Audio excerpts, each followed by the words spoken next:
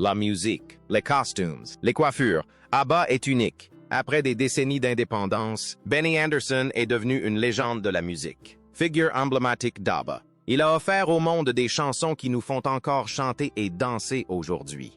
Mais derrière les paillettes et les tubes qui ont caracolé en tête des charts, la vie n'a pas toujours été facile. La séparation d'ABBA a été un coup dur, et Benny a dû faire face à des difficultés personnelles et familiales que peu de fans connaissaient. Il a gardé la plupart de ses épreuves privées, préférant laisser parler sa musique. Mais aujourd'hui, à 78 ans, Benny s'est enfin confié sur la vérité, sur elle, sur son passé et sur la situation actuelle d'ABBA. Rejoignez-nous pour un retour sur le parcours de Benny depuis ses débuts et découvrez ses dernières confessions. Enfance et premiers pas dans la musique. Benny Andersson est né le 16 décembre 1946 dans le quartier de Vassant à Stockholm. Son père, Gasta Andersson, était ingénieur civil et sa mère s'appelait Leila.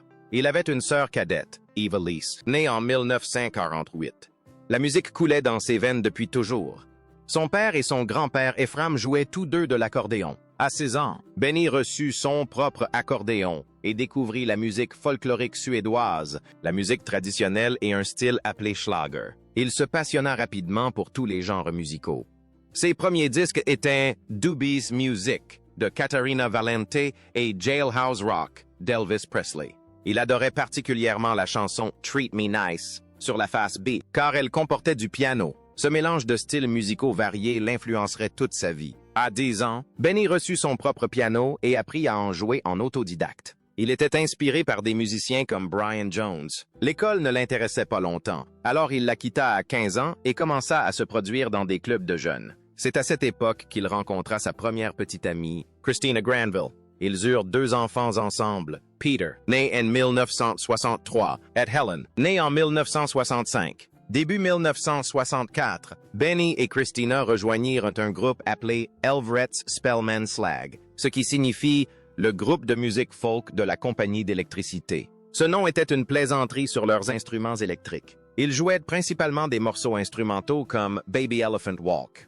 Ces chansons ont contribué à forger leur identité et ont révélé le talent de Benny pour composer une musique mémorable. Benny a rencontré Björn Ulvaeus en juin 1966 et les deux hommes ont rapidement commencé à écrire des chansons ensemble. Leur première chanson, Isn't It Easy to Say, a ensuite été enregistrée par les Hepstars. Benny a également collaboré avec Lasse Berg Hagen, avec qui il a écrit plusieurs chansons. Lundell, Hedge Clown, a terminé 2e au Melody Festival de 1969, la finale du concours Eurovision de la chanson en Suède. Cet événement a également marqué un tournant dans la vie de Benny. Il y a rencontré la chanteuse Annie Frid Lingad, avec qui il a rapidement formé un couple. À peu près au même moment, Björn a fait la connaissance de la chanteuse Agneta Falskjug. Ces relations personnelles ont naturellement conduit à une étroite collaboration entre les 4 artistes au cours des années suivantes. Benny et Björn ont connu leur premier succès en tant qu'auteurs-compositeurs en 1969 avec Luva Sexatal pour Britta Borg et Spellman pour The Hepstars. Alors que les deux couples commençaient à collaborer en studio, la puissante harmonie des voix d'Agneta et Danny Fred a convaincu Benny et Björn de s'inspirer des duos vocaux mixtes à succès de l'époque pour créer leur groupe. La relation entre Benny et Annie Fred s'est également développée grâce à la musique. Il a produit son single Peter Pan en 1969, puis son premier album Freda en 1971. Elle était très occupée par des revues et des spectacles de cabaret à Stockholm, tandis qu'Agneta tenait le rôle principal dans la version suédoise de Jesus Christ Superstar en 1972. Au début des années 1970, tous les 4 se soutenaient mutuellement dans leur carrière musicale, jetant ainsi les bases d'un projet plus ambitieux, la naissance d'ABBA. Leur première prestation ensemble eut lieu en avril 1970 lors d'un voyage à Chypre. Ils chantaient pour le plaisir sur la plage. Mais cela se transforma en un concert improvisé pour les soldats des Nations Unies stationnés sur place. À cette époque, Benny et Björn enregistraient leur premier album commun, Lika, avec Agneta et Annie Fred, qui assuraient les chœurs sur plusieurs titres. Plus tard dans l'année, ils lancèrent un spectacle intitulé Fest Focus, qui signifie fêtard, mais peut aussi désigner des couples fiancés. Ils le présentèrent pour la première fois le 1 novembre 1970 à Göteborg. L'autorisation fut accordée à condition que le groupe ne porte pas atteinte à l'image de la marque. ABBA était simplement l'abréviation des initiales des prénoms de chaque membre, et fin 1973. Le sigle figurait sur les documents du studio. Quelques années plus tard, leur célèbre logo avec le B inversé fut créé lors d'une tournée.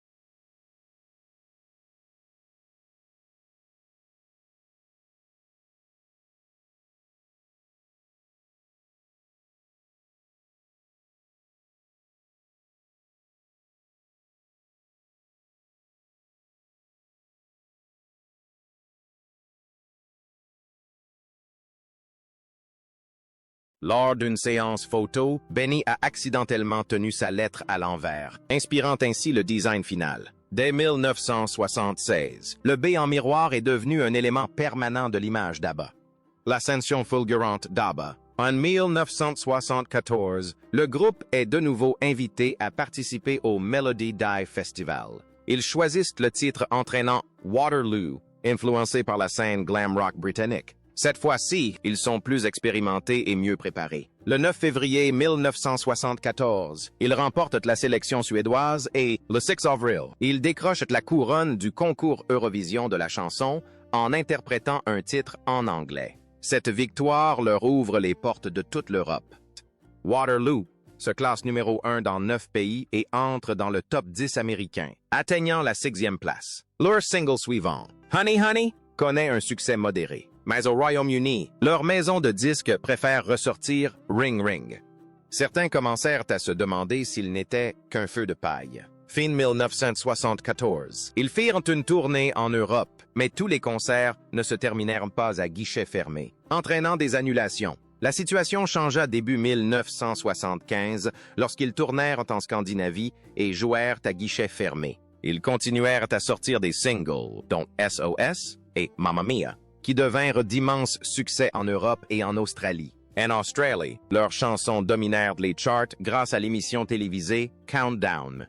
Mamma Mia resta numéro 1 pendant 10 semaines. Début 1976, ABBA était devenu un nom familier dans de nombreux pays. Cependant, percer le marché américain des albums restait difficile. En mars 1976, ABBA sortit Greatest Hits, leur premier album numéro 1 au Royaume-Uni, qui comprenait le nouveau titre Fernando. Ce dernier devint l'un de leurs plus grands succès, se classant numéro 1 dans au moins 13 pays et se vendant à plus de 10 millions d'exemplaires dans le monde. En juillet de la même année, ils sortent The Winner Takes It All, un album que beaucoup interprètent comme une allusion au divorce de Björn et Agnesa, bien que tous deux aient nié toute connotation personnelle. En novembre, ils sortent Super Trooper, un album qui bat des records au Royaume-Uni avec plus d'1 million de précommandes. Le titre éponyme sera leur dernier numéro 1 au Royaume-Uni. À la même époque, ABBA enregistre également Gracias por la Musa, un album en espagnol qui connaît un immense succès en Amérique latine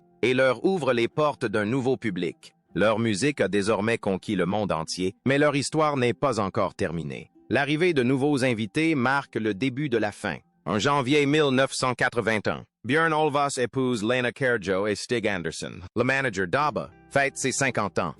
Pour son anniversaire, le groupe a enregistré une chanson spéciale intitulée Hovas Vittna en hommage. Seuls 200 exemplaires en vinyle rouge ont été produits et offerts aux invités, ce qui en fait l'un des disques les plus rares d'ABBA. Un mois plus tard, Benny Andersson et Annie Fred Lyngstad annonçaient leur divorce. Il a été révélé que leur mariage était difficile depuis des années et que Benny avait déjà rencontré Mona Norleth, qu'il épousa en novembre de la même année. Malgré ses difficultés personnelles, Andersson et Ulvaeus se remirent à composer début 1981 et, dès le mois de mars, le groupe enregistrait de nouveau. En avril, ils tournèrent Dick Cavett Meets ABBA, une émission spéciale pour la télévision. Leur nouvel album, The Visitors, sorti plus tard en 1981. Plus mature. Il abordait des thèmes tels que les relations amoureuses ratées, l'oppression politique, le vieillissement et la perte de l'innocence. La chanson-titre laissait même entendre l'existence de réunions secrètes contre les régimes totalitaires. One of Us fut le seul single majeur extrait de l'album et devint le dernier numéro 1 d'ABBA en Allemagne, ainsi que leur dernier titre à figurer dans le top 3 au Royaume-Uni. L'album domina les charts dans de nombreux pays européens, mais ne rencontra pas le même succès commercial qu'auparavant, notamment en France, en Australie et au Japon. Un autre titre, When All Is Said and Done, sortit en Amérique du Nord et devint le dernier titre d'ABBA à se classer dans le top 40 aux États-Unis. Après des débuts difficiles et la sortie des derniers singles, le groupe entama au printemps 1982 de nouvelles sessions d'écriture. On évoqua un nouvel album et même une courte tournée. Mais en mai et juin, le processus s'avérait difficile. Ils ne parvinrent à enregistrer que 3 chansons. You Owe Me One, I Am the City. Et c'est tout. Benny et Björn, insatisfaits du résultat, mirent les enregistrements de côté et le groupe fit une pause estivale. En août, les plans changèrent. Au lieu d'un nouvel album, ils décidèrent de sortir une compilation intitulée The Singles, The First Dick's Years for Christmas, qui comprendrait tous leurs anciens succès, ainsi que quelques nouvelles chansons. En octobre et décembre, ils sortirent The Day Before You Came avec Cassandra en face B et Under Attack avec You Owe Me en face B. The Day Before You Came se classa dans le top 5 de plusieurs pays européens, mais au Royaume-Uni, ni ce titre ni Under Attack n'atteignirent le top 20. La compilation, en revanche, se hissa à la première place des charts au Royaume-Uni et en Belgique et connut un bon succès dans des pays comme l'Allemagne et les Pays-Bas. Mais la célébrité n'a pas toujours été tendre. Les tournées et la pression constante ont mis leur mariage à rude épreuve. En 1979, au sommet de la gloire d'ABBA, ils se sont séparés. La rupture a été douloureuse pour Agneta, qui a déclaré plus tard avoir eu besoin d'une thérapie. Selon certaines sources, Björn aurait eu une nouvelle petite amie, Lena Kärjo, moins d'une semaine plus tard. À cette époque, Björn écrivait « Le gagnant rafle tout ». Agnata a interprété une chanson dont les paroles incluaient « Dis-moi, est-ce qu'elle t'embrasse comme je t'embrassais ?» Elle a admis que c'était émouvant, mais a déclaré « C'était fantastique de chanter cette chanson, car j'ai pu y mettre tellement d'émotions. » Bien qu'ils aient déclaré aux médias qu'il s'agissait d'un divorce à l'amiable, Agnata a confié plus tard. Évidemment, nous savons tous qu'il n'existe pas de divorce à l'amiable, surtout lorsqu'il y a des enfants. L'histoire de Benny et Freda a commencé en 1969 et ils vivaient ensemble dès 1971. Ils ne se sont mariés qu'en octobre 1978, au sommet de la gloire d'ABBA, mais seulement 2 ans plus tard, en 1980, ils se sont séparés. Benny a déclaré aux journalistes qu'ils étaient toujours amis, mais la véritable raison est devenue évidente. Il avait rencontré une autre femme, la productrice de télévision Mona Norley, qu'il a épousée en 1981. Freda a indiqué qu'ils avaient décidé d'être totalement honnêtes au sujet de leurs problèmes. Elle expliqua « Nous avons tout simplement évolué différemment l'un de l'autre. La séparation était devenue inévitable. Comme Agnata et Björn, ils ont tenté de poursuivre l'aventure ABBA après leur séparation, mais l'alchimie avait changé. En 1982, leurs 2 mariages étaient terminés. Et avec eux, la période faste d'ABBA, la vie après les séparations. Après la dissolution d'ABBA, Björn et Benny ont connu un succès retentissant et sont restés très actifs. Ils ont écrit la comédie musicale à succès Chess, travaillé sur Mamma Mia pour le théâtre et le cinéma, et produit de la musique pour d'autres artistes. Leur renommée et leur fortune n'ont cessé de croître, chacune valant des centaines de millions. La vie de Freda et Agnata a pris un chemin différent, loin des projecteurs, et a été marquée par des épreuves personnelles. Agnata souffrait du trac, de la peur de l'avion et de la douleur d'être séparée de ses enfants pendant les tournées. Sa timidité et son anglais moins bon que celui des autres la rendaient moins sûre d'elle en public. Après sa séparation avec Björn, elle a eu plusieurs relations, notamment avec un psychiatre qui avait autrefois tenté de sauver son mariage et un détective qui protégeait ses enfants de menaces d'enlèvement. Elle s'est remariée en 1990 avec le chirurgien Thomas Sonnenfeld, gardant le secret jusqu'à leur divorce 3 ans plus tard. Un drame a frappé lorsque sa mère s'est suicidée, suivi 1 an plus tard par le décès de son père. Agnata s'est repliée sur elle-même, évitant la vie publique et même la musique. Dans un des rebondissements les plus étranges de sa vie, elle a entamé une relation avec Guy van der Graaf, un fan néerlandais qui la harcelait depuis des années. Elle a admis plus tard « Je sentais que je ne pouvais plus résister. Je voulais le connaître. » Leur relation s'est mal terminée, J.I. revenant la harceler après leur rupture, ce qui l'a poussé à demander la protection du tribunal. Agnita a fini par se retirer dans la campagne suédoise, vivant recluse à l'instar de la légende suédoise Greta Garbo. Elle a même déclaré un jour « Je veux être seule ». Pendant des années, elle n'a ni chanté ni même écouté de musique, jusqu'à ce qu'elle surprenne ses fans en 2004 avec un nouvel album, My Coloring Book. Mais elle s'est retirée de la vie publique aussi rapidement.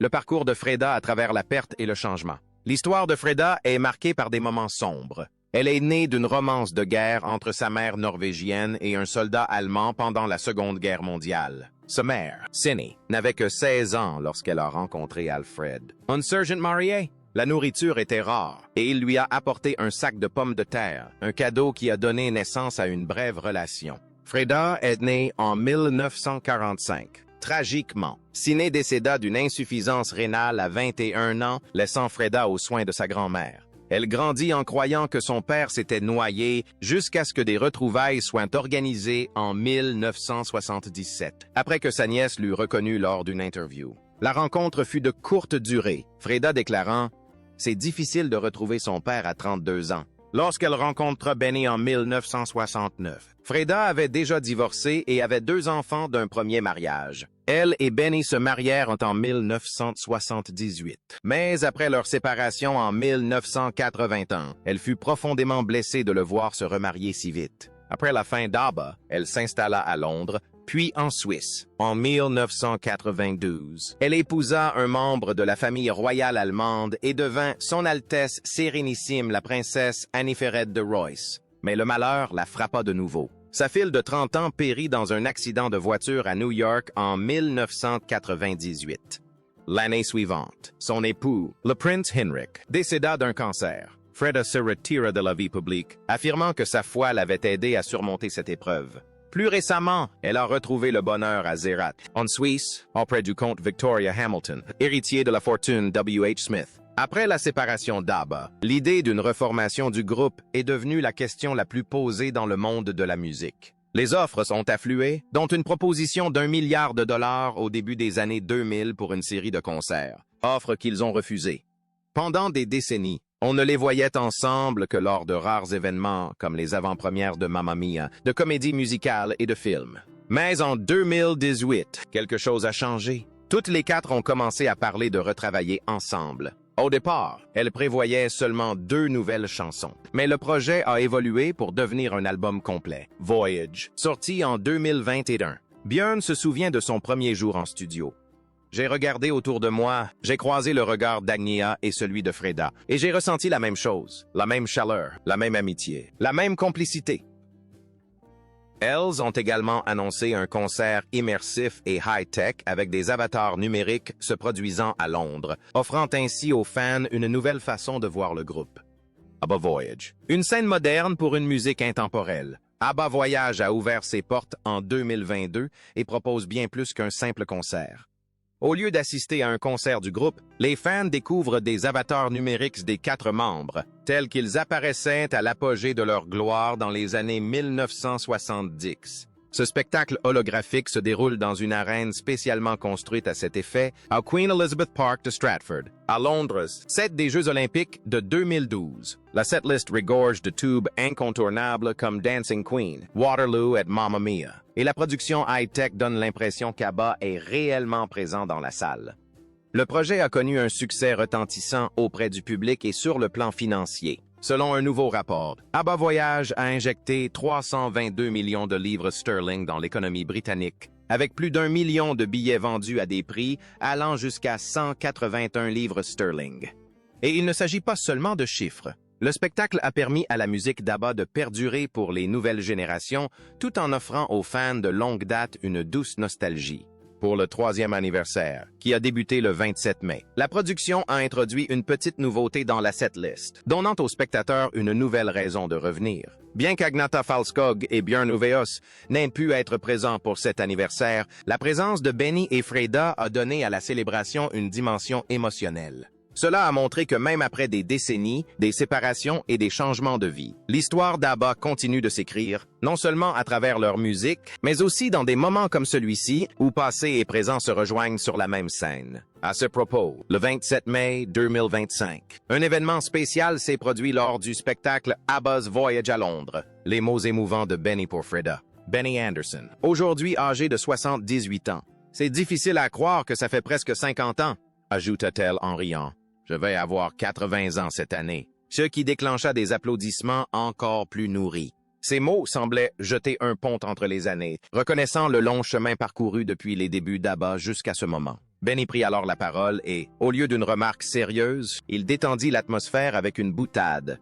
2 hommes entrent dans un bar, ce qui fit éclater de rire Freda.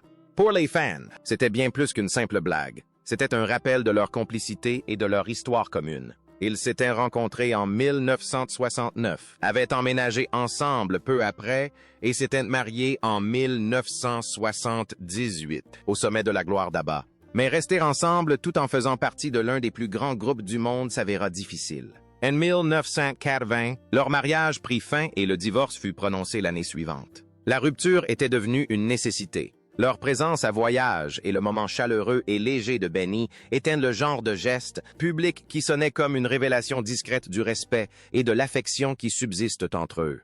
Alors que le spectacle ABBA Voyage continue d'afficher complet à Londres, Benny Andersson et Björnes font sensation à Broadway. Fin 2025, 2 de leurs plus grands succès, Mamma Mia et Chess, seront à l'affiche simultanément. Créé à Londres en 1999, Mamma Mia a fait son entrée à Broadway en 2001 et a depuis été vue par plus de 70 millions de spectateurs dans 50 productions et 16 langues. Avec 14 ans de succès, 5, 7, 5, 60, 13 représentations et plus de 7 milliards de dollars de recettes. Il est devenu le 9e spectacle le plus longtemps à l'affiche à Broadway. Il revient au Winter Garden Theatre pour une série de représentations limitées, du 2 août 2025 au 1 février 2026. Chess, groupe créé dans les années 1980, rejoindra ABBA sur les planches de Broadway. La simultanéité des deux spectacles souligne la force indéfectible du partenariat entre Benny et Björn, un lien créatif qui a prospéré malgré la séparation d'ABBA et les épreuves personnelles, et qui continue de faire résonner leur musique auprès de générations de fans à travers le monde. Pensez-vous que les mariages et divorces d'ABBA ont été la principale raison de la séparation du groupe, ou cela se serait-il produit de toute façon? Partagez votre avis dans les commentaires ci-dessous et n'oubliez pas de liker, de vous abonner et de rester connecté pour découvrir d'autres histoires incroyables de l'histoire fascinante d'Hollywood. À la prochaine!